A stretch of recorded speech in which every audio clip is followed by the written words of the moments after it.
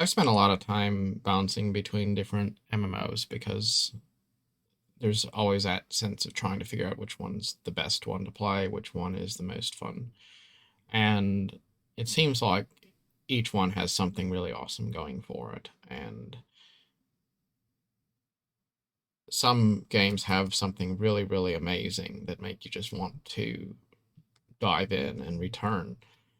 But then there's also something that kind of turns you off and gives you that unsettling feeling of, this isn't really the way I want to spend my time, possibly.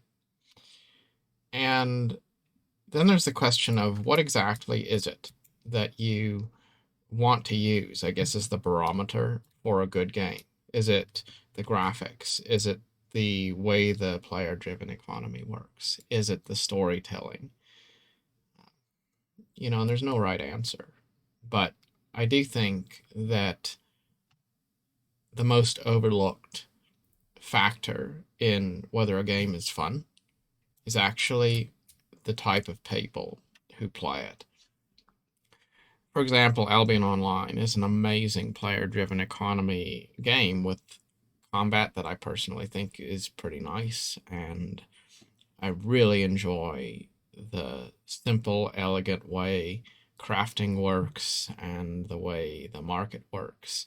And yet, I don't like the fact that every time you log in, you see nothing but a lot of immature, hateful, offensive material in the global chat. Like, that's literally all you'll see. You won't go 5 minutes in that game without a total outrageous slew of people talking about sex, drugs, racism, politics, and all the other things that people are able to come up with that are basically inappropriate. I'm not offended, really, by things that I don't necessarily agree with. That's not the point I'm making. The point I'm making is when you can't actually engage with people in a way that's positive without going out of your way to do so, is that really the game you want to spend hours of your time in? Now, it's certainly true. I could mute the global chat. I could turn off the chat entirely or not pay attention to it. I can figure out a way to enjoy the game. Anyway, it's true that there's nice guilds of people that are totally normal and well meaning, and that global chat does not represent everybody in the game. Absolutely. But what is the overall mean? What is the general denominator that determines the atmosphere of the game? In a full loot PvP game that has a free to play entry like Albion Online, the average player that you will find is going to be toxic, unfriendly, and they might just act really, really immature, or they might celebrate your own setbacks because full loot PvP rewards people for having that sort of a toxic, get the better of somebody kind of a culture. There is no accommodating people who play the game however they wish to play it. You have to be out to kind of jump into that culture of trying to grief other players. That's what the game's about. And so it really feels like for you to have a different kind of experience, you would have to go out of your way to try to engineer a different kind of experience. You have to try to craft something that doesn't exist. And that's like a toxic relationship where, yes, you could get along, but you have to continually be always steering back to center because it's just not going to be a good experience unless you go through a whole lot of steps to try to make sure that you're going back to where you want to be. And that's just not fun because a game is supposed to be uplifting. It should be uplifting. It should be positive. It should be an experience that makes you feel a sense of joy, a sense of positivity. And if that's not what it is, then maybe there's something better to be played. Another example maybe would be a game like Genshin Impact. It's a very pretty game. I like the game. And yet, there's something about it that just kind of feels a little bit off because it's got these gotcha mechanics. It's like a really nice casino you go into and you think, wow, this is amazing. It's pretty. Caesar's Palace or something. You go in there and you think it's amazing.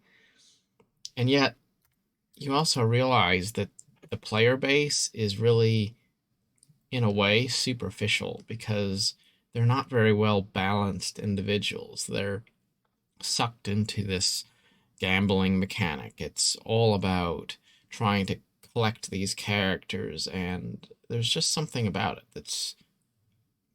that seems like it's a bit missing because of these mechanics in the game that are so pervasive that they actually shape the type of people who play the game.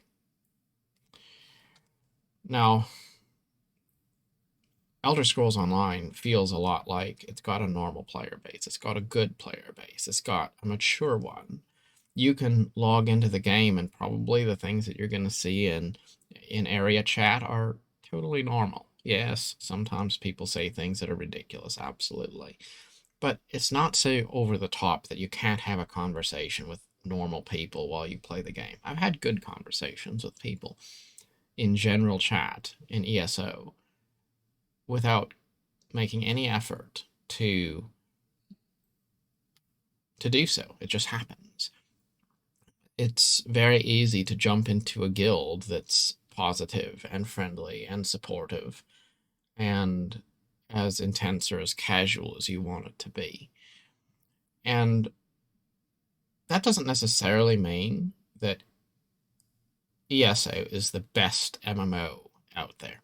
There's definitely cases to be made for other games being better in some ways. But if you just look at that one foundational question of what kind of people play the game, I get the feeling that I wouldn't mind meeting the average ESO player. But there's a lot of other games with communities where I really don't know that I would want to meet the average player base. If there was a convention and all those players were going to go show up somewhere, I really don't know that I would want to meet them. And that tells you a lot because if you're going to spend a lot of hours in a community, it should be a community that you would want to actually be part of. And if it's not, then it really doesn't matter so much what good mechanics there are in the game or what good things there are going for it from a graphics or economy or other gameplay perspective. It's like a relationship where maybe somebody was, you say you have a spouse and they're really accomplished in their job. Well, that doesn't mean that they're going to be a good long-term relationship if they're toxic and they're controlling and they're cruel. Or you could have a partner who's really, really pretty, and yet they're also really, really cruel and manipulative.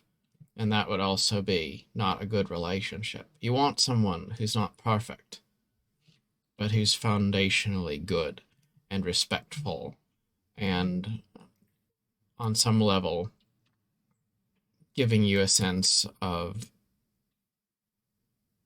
positive energy surrounding that relationship. And it's the same thing with a game, any game. I think ESO does a good job of that, and that's probably the biggest thing that's made me kind of want to stick around and keep logging back in.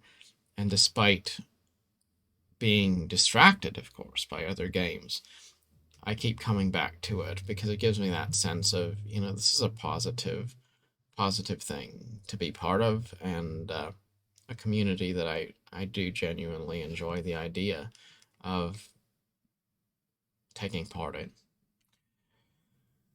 Thank you very much for watching. Hope that you have a wonderful day. Till next time.